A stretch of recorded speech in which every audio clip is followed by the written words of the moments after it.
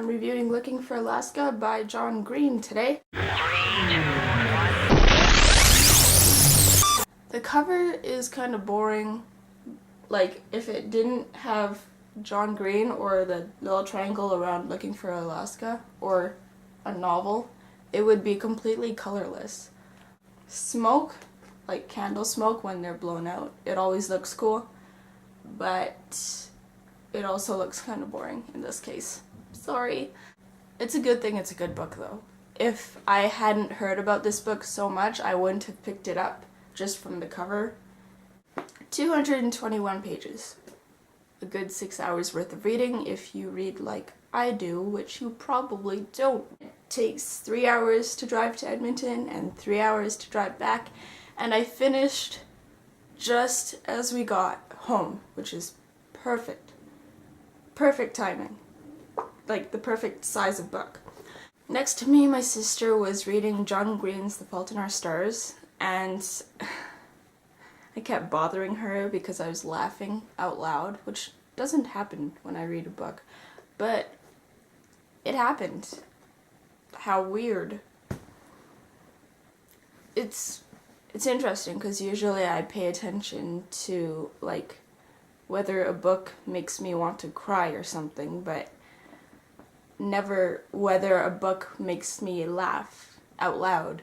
Like, I don't actually do that very much when reading, but with this I was laughing so much that my sister wanted to punch me or something. I mean, who can blame her? Her book was good too. She didn't want to be disturbed, so yeah. So I told her while I was reading it, Amy, you have to read this book. And then I got a little farther in and I said, Amy, you have to read this book after you turn 16. I'll read the back for you. Before, Dot, Miles, Pudge, as his friends later call him, Halter's whole existence has been one big non-event, and his obsession with famous last words has only made him crave the great perhaps. François Rabelais, poet. Rabelais? Poet?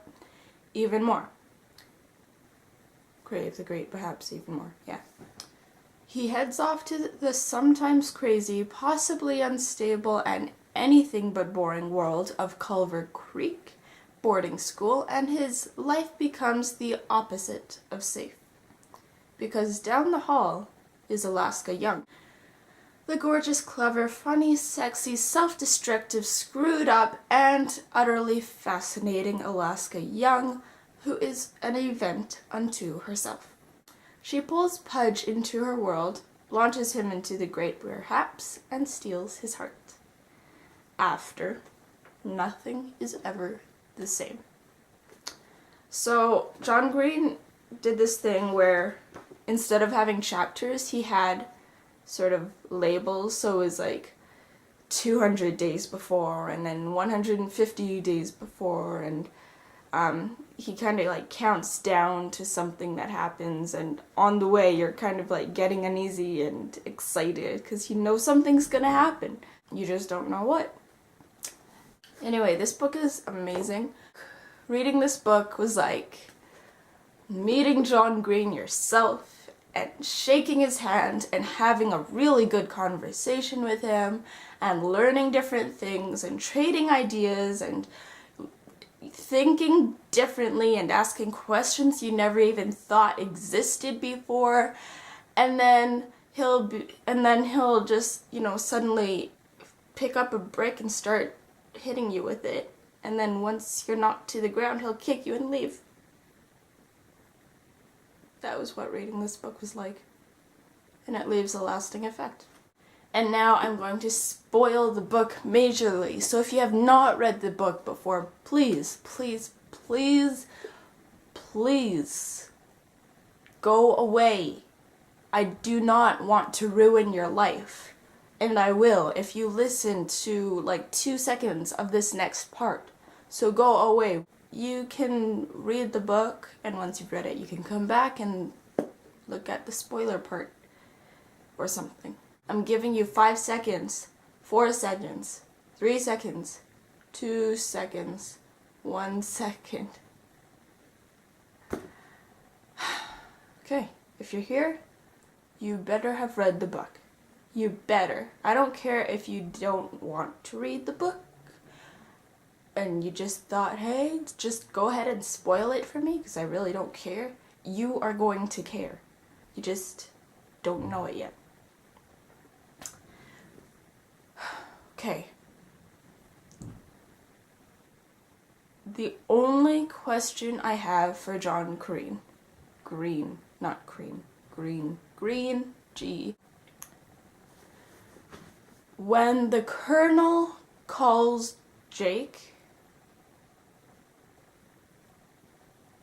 and then reports back to Pudge and the guy's name who I forgot, oops, Takumi, and reports back to Pudge and Takumi, the Colonel never says whether Jake knew she was dead or not, and I think he knew, because, I mean, if someone discovered that their girlfriend was dead, I don't think they'd be able to repeat her last moments very quickly afterwards, which Jake told the Colonel what had happened, so he must have known she was dead, otherwise I think he would have been, like, unable to speak or something, you know? Recovery stage and page, it's like the same thing, in a book anyway. So, if he knew she was dead, why didn't he go to her funeral? And if he didn't know, then how did he manage to get over it fast enough to tell the Colonel everything about that phone conversation? I'm just wondering. Anyway, that's pretty much it. Thanks for sticking around.